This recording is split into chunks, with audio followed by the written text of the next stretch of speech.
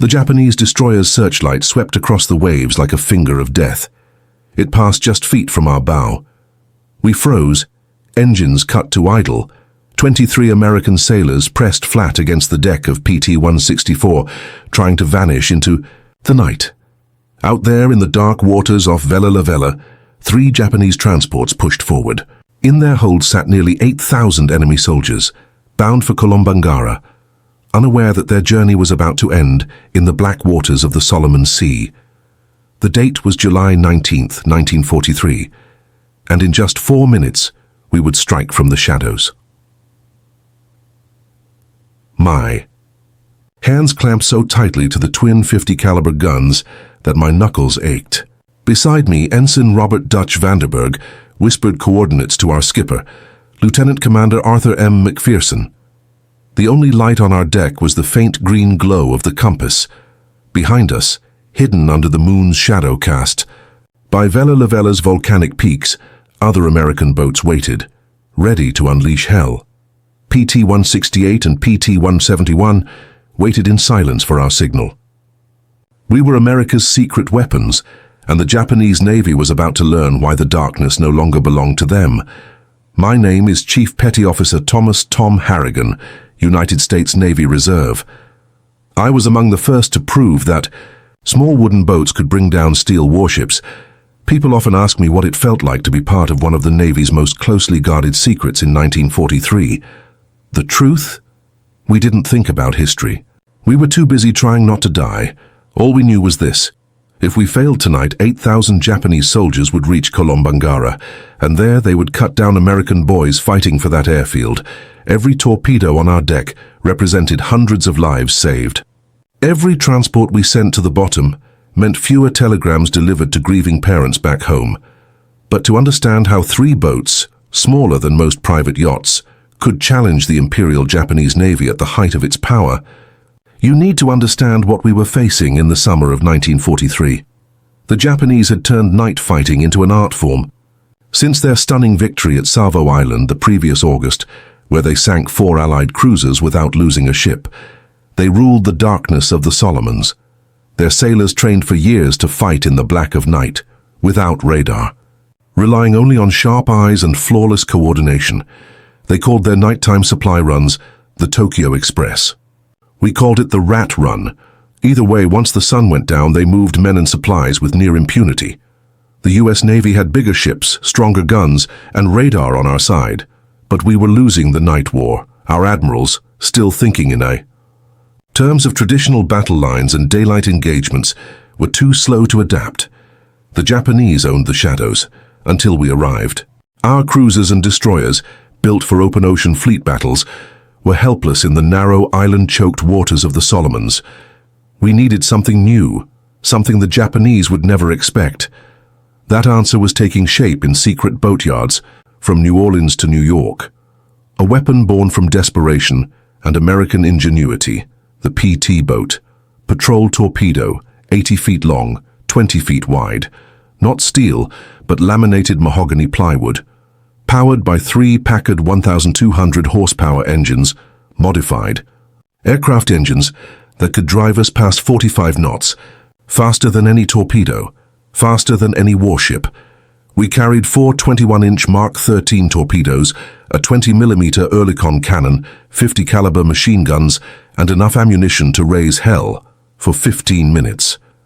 After that, it was either head home or go under. I first saw a PT boat in February 1943 at the Motor Torpedo Boat Training Center in Melville, Rhode Island. I was a destroyer sailor, fresh from North Atlantic convoy duty, when the Navy called for volunteers for hazardous duty on experimental vessels. The recruiter never told us what they were. Just this: casualty rates could be 50% or higher. 200 men volunteered, 40 were chosen. I made the cut because I could navigate by the stars and because I'd grown up handling small boats on Chesapeake Bay. The first time I stepped aboard PT-164, I thought the Navy had lost its mind. This wasn't a warship. It was a wooden speedboat in a war of steel and fire. The hull was wood. The quarters were so cramped that hot bunking was mandatory. There was no armor, just thin sheet metal around the bridge.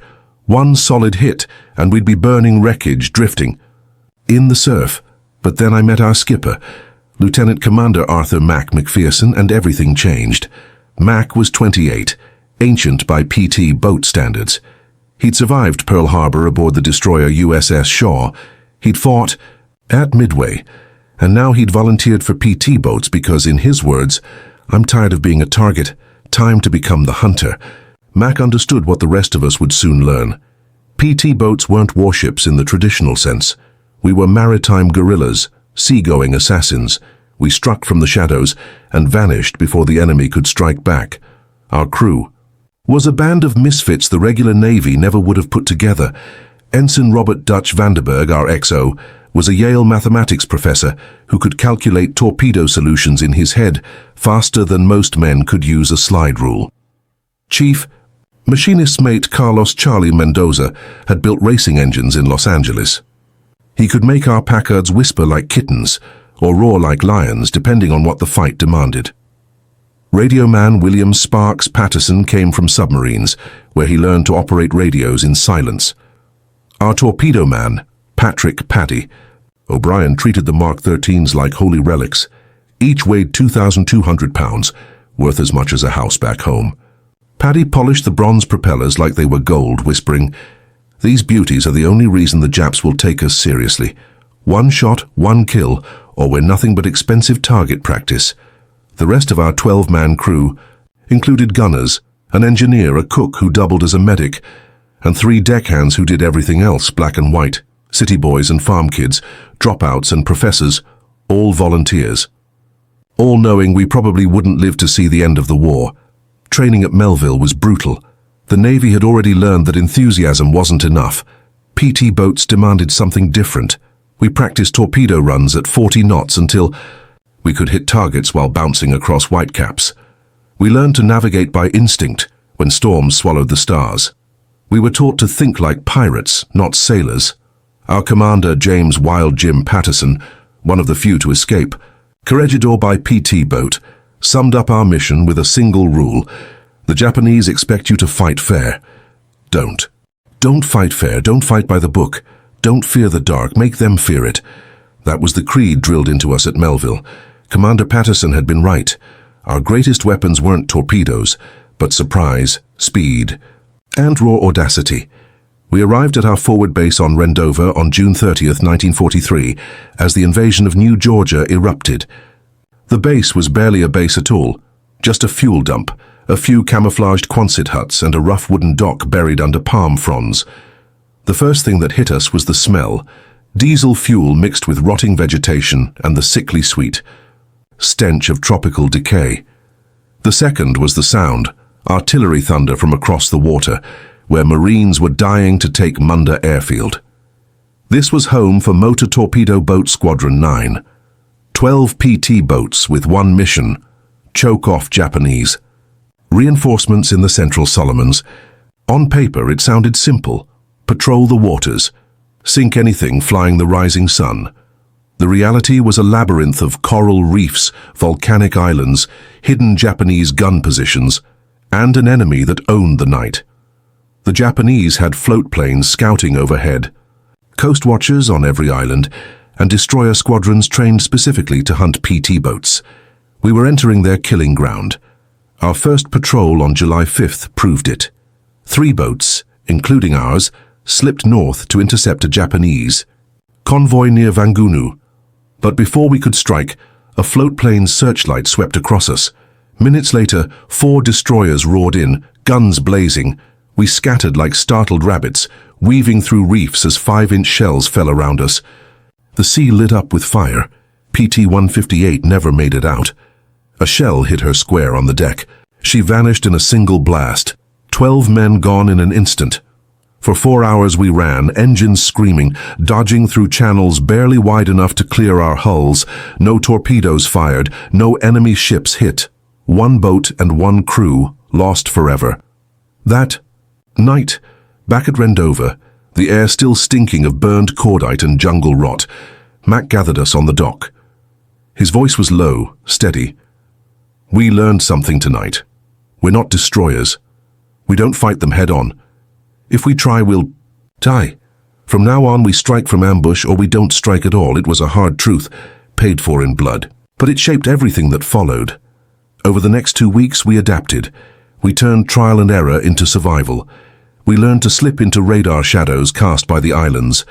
We discovered that killing 2 engines and running silent on one made Gers nearly invisible. And we devised a system of light signals between boats, simple, silent, and impossible for the Japanese to intercept. We weren't fighting alone. An invisible network supported us. Australian coast watchers hidden in the hills of enemy-occupied islands radioed Japanese movements. Native Solomon Islanders, risking execution if caught, paddled their canoes into the night to bring us warnings. And sometimes, just sometimes, intelligence from Pearl Harbor itself gave us exact convoy schedules. But most of the time, we hunted by instinct, and we were getting better. The PT boats were still classified as secret weapons in July 1943, but the secret was about to be unleashed. Official Navy reports never named us. We were just small craft, sometimes mosquito boats. To the Japanese, we were something else entirely. Their early reports claimed submarines or mines were hitting their convoys. The truth, that the US Navy had sent wooden speedboats against steel warships, was something they simply couldn't believe. That ignorance was our greatest weapon. On the night of July 18th, a message crackled in from a coast watcher. A major Japanese reinforcement convoy would run through Blackett, straight, bound for Vella on Kolombangara. This was the chance we had been waiting for. 3 massive transports carrying nearly 8,000 men, guarded only by 1 or 2 destroyers. They would be forced through narrow waters where their firepower counted for nothing. Mac volunteered us to lead the strike, alongside PT-168, commanded by Lieutenant Henry Hank Bramwell, and PT-171, under Lieutenant J.G. Joseph Joey Antonelli. The briefing was cold and sharp. Intelligence confirmed the transports carried elements of the Japanese 13th Regiment, elite veterans of China and the Philippines. These weren't supply troops. They were killers, bound for New Georgia to bleed our Marines dry. Commander William Bill Spector, our squadron leader, gave it to us straight. Gentlemen, this convoy does not reach Vella. I don't care. If you have to ram them, they go to the bottom tonight. As the sun fell on July 19th, the skies over the Solomons burned blood red. We made our final preparations. Patty O'Brien checked the Mark 13 torpedoes for the 5th time, setting them shallow, 10 feet deep, 28 knots, perfect for loaded transports. Charlie Mendoza tuned the Packard engines to a whisper, mufflers fitted to hide our noise. Dutch Vanderberg hunched over his charts, recalculating for currents, wind, and the moon's glow. I ran my hands along the twin 50s, locking belts of armor-piercing incendiary rounds into place. Regular ball ammo was worthless against steel, but API rounds could punch through a bridge window, ignite fuel, silence a gun crew. Every 5th round was a tracer, fireworks of death in the black night. At 20-30 hours, we slipped lines and drifted into darkness. The 3 boats glided in column, engines low, hulls whispering against the chop. Clearing Rendova Harbor, Mac gave the order. Test weapons. For a moment, the sea erupted. 12 machine guns and 3 20mm cannons blazing into the empty Pacific night. Then silence returned. Only the low thrum of engines and the hiss of water against wood.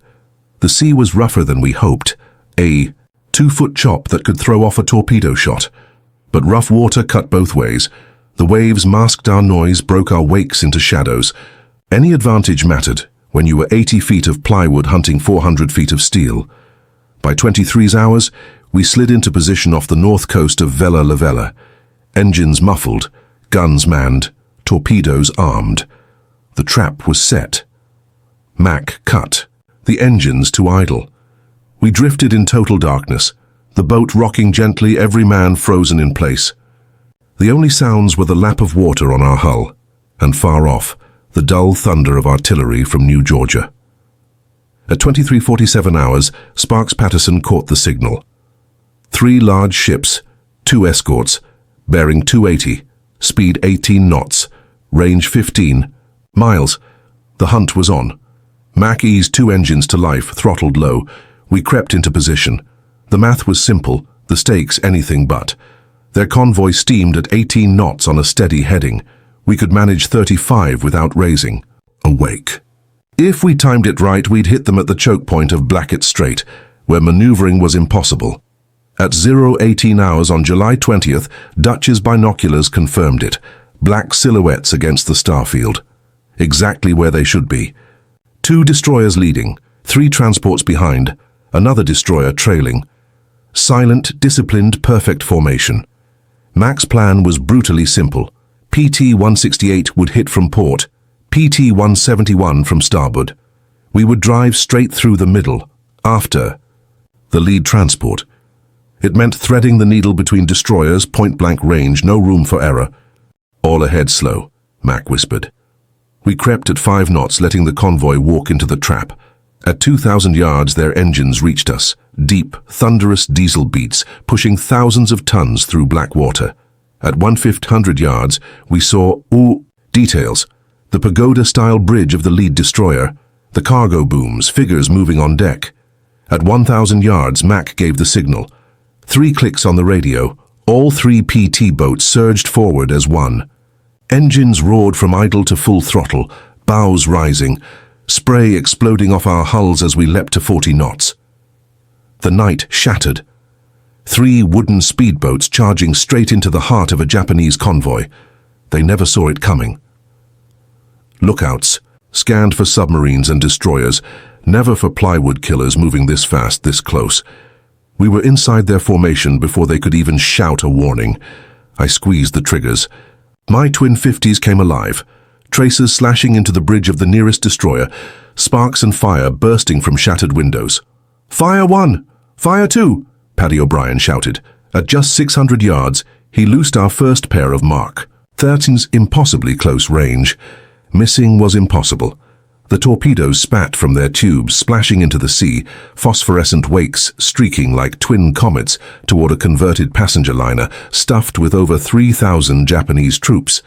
The destroyer to starboard finally reacted. Its searchlight stabbed through the dark, locking onto us with blinding brilliance. Instantly, their 25mm guns roared, green tracers clawing toward us.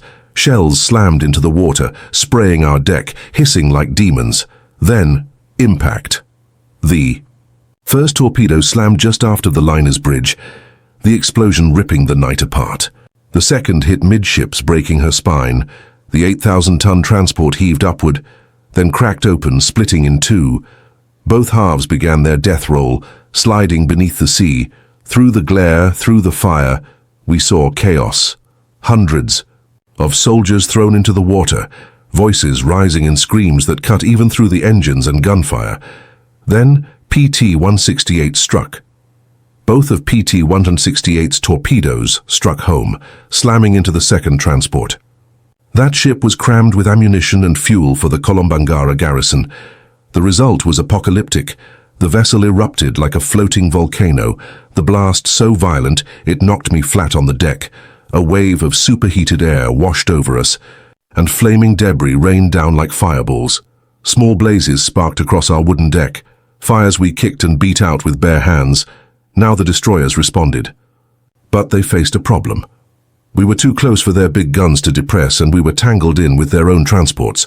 Firing risked hitting their comrades, so they tried the simplest, deadliest solution, ramming. The nearest destroyer swung, hard toward us, its sharp bow aimed directly at our beam. At our combined closing speed, we had 10 seconds, maybe less. "Mac hard right," someone shouted. He threw the wheel over and jammed the throttles past their stops. The Packard screamed in protest, but PT-164 spun like a dancer. The destroyer's bow missed us by barely 10 feet. As we tore past, I clamped down on my triggers, pouring a full belt of 50 caliber fire into their bridge. Sparks cascaded across steel as tracers punched through windows and ricocheted into the night. PT-171 wasn't as lucky. Joey Antonelli had lined up beautifully on the third transport when a destroyer's searchlight pinned them. A heartbeat later, 25mm guns found their mark. Shells stitched across PT-171's bow, splinters spraying like knives. One round even struck a torpedo. Miraculously, it didn't detonate. The warhead needed to spin in water to arm itself. Still, Joey's boat was torn open, smoking and taking on water. Their attack run was over. We came around for another pass, but surprise was gone. Now every searchlight in the convoy swept the sea, and every gun fired blindly into the dark. Shell splashes rained so thick it looked like a storm. Worse, the Japanese 5-inchers were finally in play, each one capable of blowing us apart with a single hit. "Launch the last fish and get us out," Mac roared. Paddy fired our final pair of Mark 13s at the third transport, but her captain saw the wakes cool and fast. He combed them, turning parallel. Both torpedoes ran wide. That was it. We were done. Mac slammed all 3 engines to maximum, weaving hard as we fled into black water.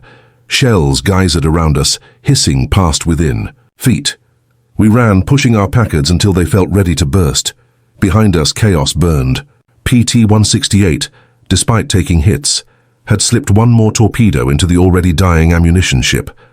The resulting explosions lit the entire strait like daylight, shockwaves rolling across the sea. By the time she vanished beneath the waves, 2 of the 3 Japanese transports and nearly 6,000 enemy soldiers were gone. The third transport and her destroyer escorts survived. Shaken, bloodied but still afloat. 5 miles south of the kill zone we regrouped, all 3 boats battered but alive. PT-171 limped worst of all, holes at the waterline, 1 engine dead, her crew blackened with smoke and blood. But she floated against impossible odds. All of us had made it out. We came alongside PT-171 in the darkness, flashlights covered, helping transfer her wounded. Some men walked on their own. Others were carried, bloodied, silent, shock in their eyes. Our carpenter's mates worked frantically, jamming mattresses, life jackets, even shirts into gaping holes to keep her afloat.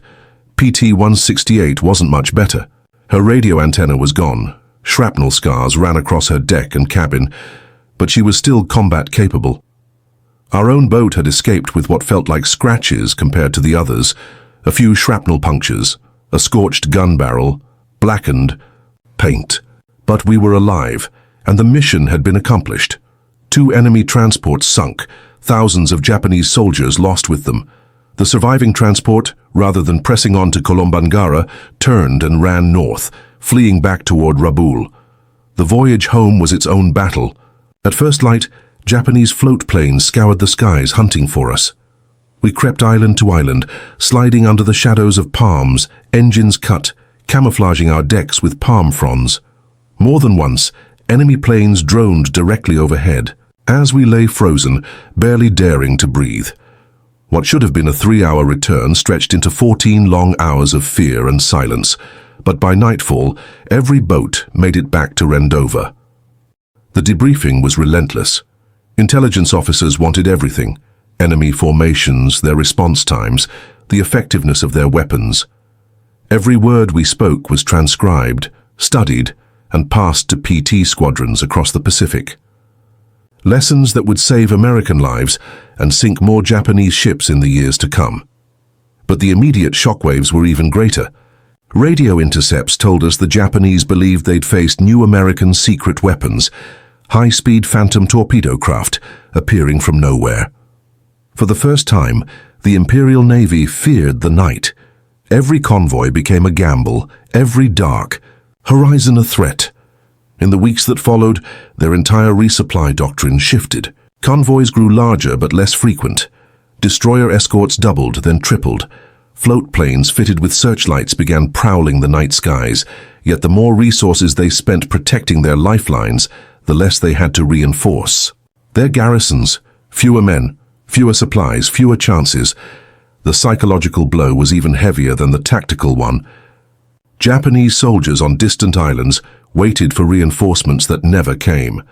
Commanders cancelled operations, unable to guarantee resupply. The aura of Japanese invincibility at night, the belief that darkness belonged to them, was shattered. And it was shattered by 80-foot wooden boats, crewed by young Americans who refused to quit. In the months ahead, our squadron's success would spark a rapid expansion of the PT program. New bases sprang up across the Solomons, then New Guinea. What began as mosquito boats became a swarm, an ever-present threat in every strait, every channel, every shadow of the Pacific night. Improved boats soon followed, faster engines, radar, eyes that pierced the night, thin sheets of armor shielding the cockpits. What we learned through fire and loss became doctrine, taught at bases from Rhode Island to California. But the cost was counted in names. 2 weeks after our greatest victory, PT-166 struck a mine returning from patrol. She vanished in a flash, no survivors. PT-162, crippled by engine failure, was caught in daylight. Japanese destroyers tore her apart.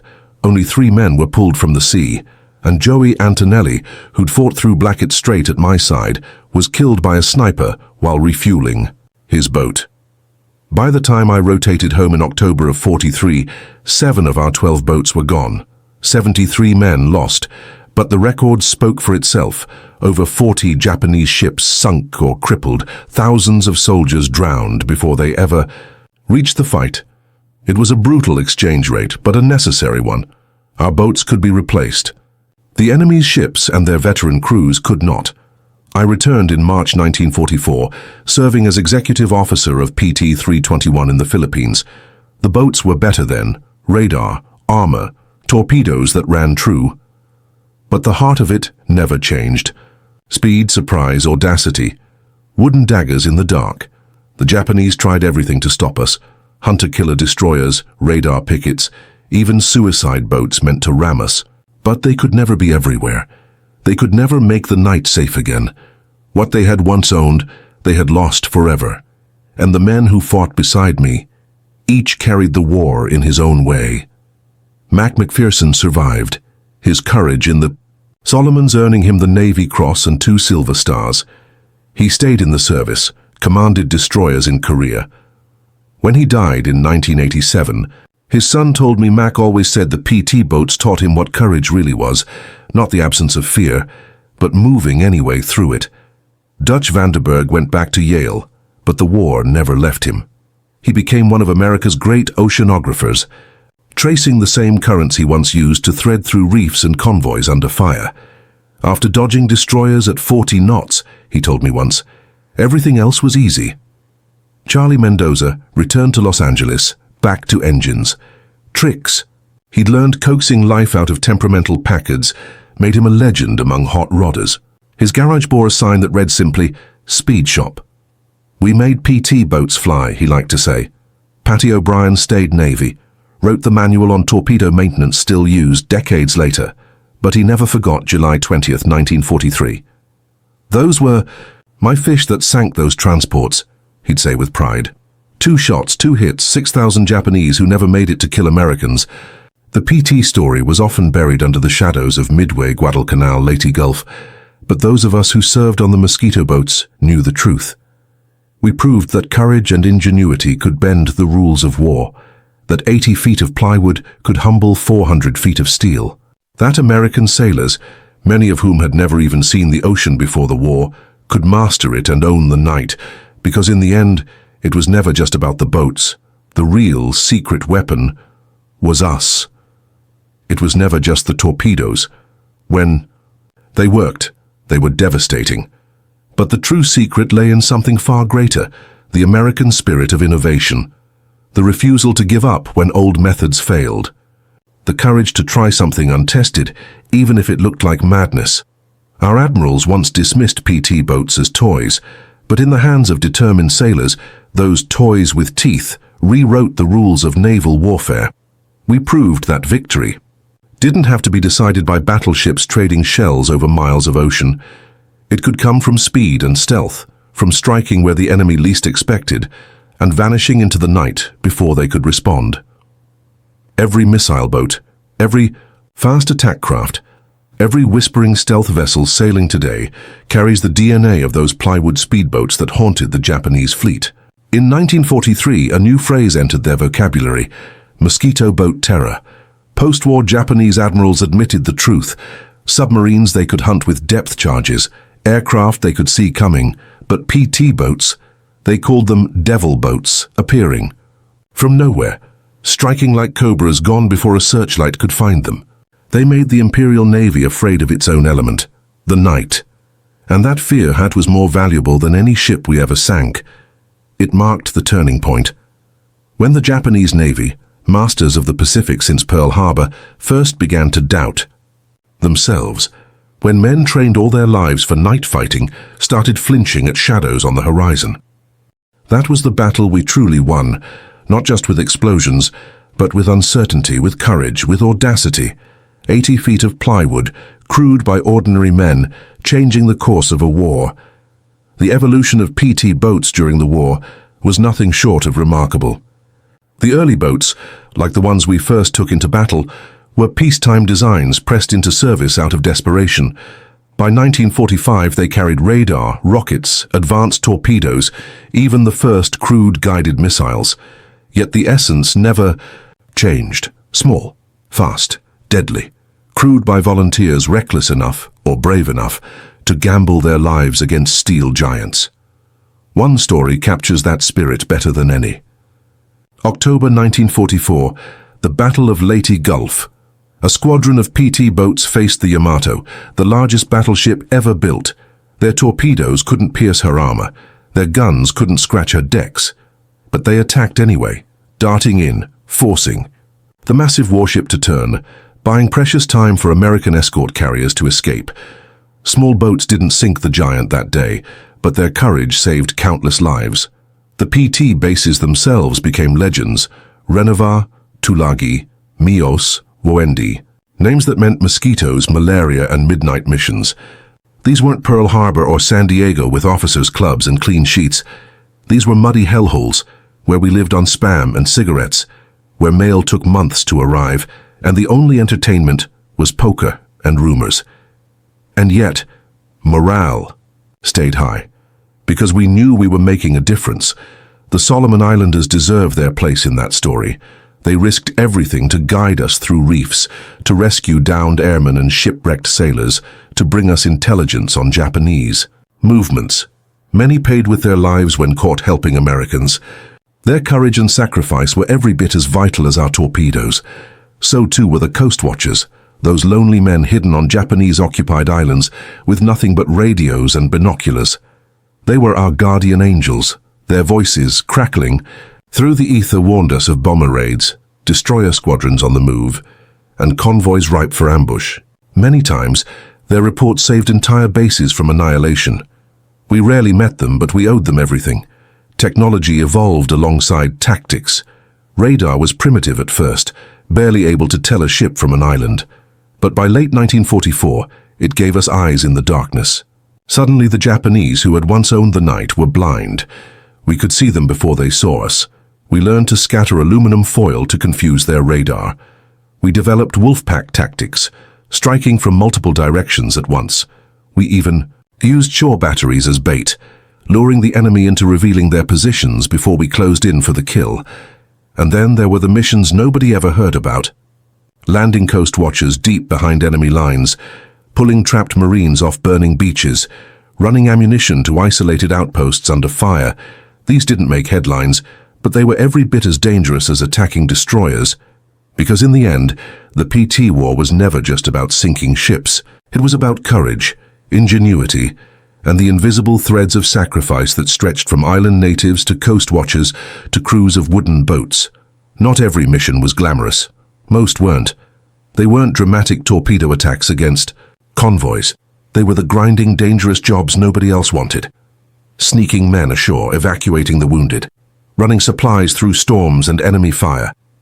We became the Navy's Swiss Army knife, called on for any mission too dangerous, too desperate, or too crazy for larger ships. Life aboard a PT boat was unlike anywhere else in the service. On a destroyer with 300 men, you might not even know half their names. On a PT boat with 12, you knew everything. Who snored, who fought nightmares, who got seasick, who would hold steady when the night lit up with tracers and fire. That intimacy forged bonds that lasted lifetimes, decades. Later, our reunions didn't feel like gatherings of veterans. They felt like family dinners, because that's what we were, a family forged in combat. The food, well, that was another story. K-rations, Spam, powdered eggs, fresh water rationed so tightly it was reserved for drinking only. We washed in seawater, which left salt crust on our skin burning in the tropical heat. Coffee, black, thick, and strong enough to float a wrench, was the only thing that kept us going some nights. Some crews got creative, fishing with hand grenades or trading torpedo alcohol to base personnel for real food. Maintenance was our true religion. Salt water corroded everything. Heat and humidity rotted wood and canvas, and high-speed runs punished every bolt, beam, and engine mount. We spent more hours maintaining our boats than we did fighting in them. Every man became a mechanic, carpenter, and electrician by necessity, because a PT boat with dead engines in enemy waters wasn't a boat, it was a coffin. And then there was the weather. The Solomons could turn on you in an instant. Tropical. Squalls rose out of nowhere, transforming calm seas into mountains of water. Lightning strikes fried radios, sometimes leaving us blind. The heat could crush men until they fainted at their stations.